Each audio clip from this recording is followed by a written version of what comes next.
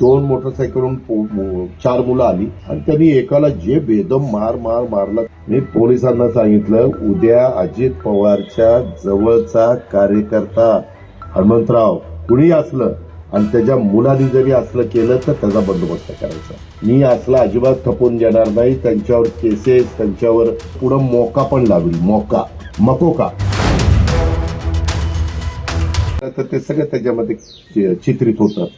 त्याच्यामध्ये 2 मोटरसायकलवरून 4 मुलं आली आणि त्यांनी एकाला जे बेदम मारला. तुमच्याकडे पण काही क्लिप आली असेल, पट्ट्याने काय मारतोय. म्हणजे एखाद्या कुत्र्याला मारलं तरी आपण म्हणतो अरे नको, कशाला मुक्या प्राण्याला मारतो. मरोस्तोर मारलं त्याला लाथा काय मारत होते, फुटबॉल कसा खेळावा तसं लाथा बोक्या मारत चाललं होतं. मी पोलिसांना सांगितलं, उद्या अजित पवारच्या जवळचा कार्यकर्ता हनुमंतराव कुणी असलं आणि त्याच्या मुलांनी जरी असलं केलं तर त्याचा बंदोबस्त करायचा. बिरादार आणि याला राठोडला सांगितलेलं. मी असला अजिबात खपून देणार नाही. त्यांच्यावर केसेस, त्यांच्यावर असे का गुन्हे लागतील की ते सतत असे गुन्हे करत राहिले तर पुढं मोका पण लागली, मकोका. त्याला आपण मोका म्हणतो पण ते खरं मकोका आहे.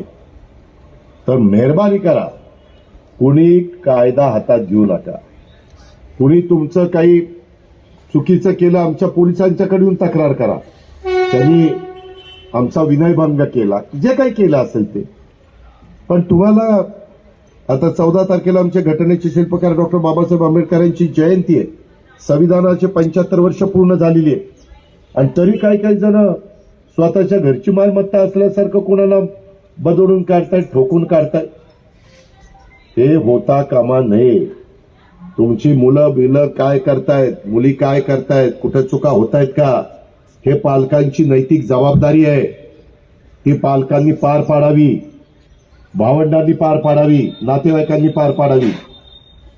ह्याची नोंद कृपा करून सगळ्यांनी घ्यावी. आणि मला तिकडे फोन येतात मुंबईत, जाऊ द्या दादा ते चुकलं, एकदा पोटात घ्या. अरे पोट फुटायला लागलं काय, पोटात घ्या काही सांगतात.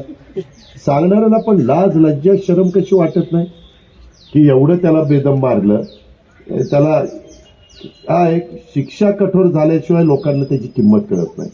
म्हणून आता जे काही वनवे आहेत, जे काही जिथं लोकांना बसायला उठायला केलंय, पार्किंगला केलंय, आता एक गाडी पण पोलिसांना देणार आहे. कुठं टू व्हीलर चुकीच्या ठिकाणी लागली की ती गाडी क्रेनने उचलायची, जप्तच आत्ताच सांगितलंय कलेक्टरला. आणि पोलिसांनी पण लक्ष द्यायचं. आता पण मगाशी येताना रेमांडच्या पलीकडे गार्डन आहे, तिथं काहीतरी दुपारी काही जण वेगळ्या पद्धतीच्या गोष्टी करतायत. असं नाही चालणार. सगळ्यांना नियम सारखा. ह्याची नोंद आमच्या पोलीस विभागाने घ्यावी, माझ्या कार्यकर्त्यांनी घ्यावी, माझ्या वडीलधाऱ्यांनी घ्यावी, माझ्या बारामतीकरांनी घ्यावी, अधिकारी वर्गाने पण घ्यावी. सगळ्यांनी ह्याची नोंद घ्यावी.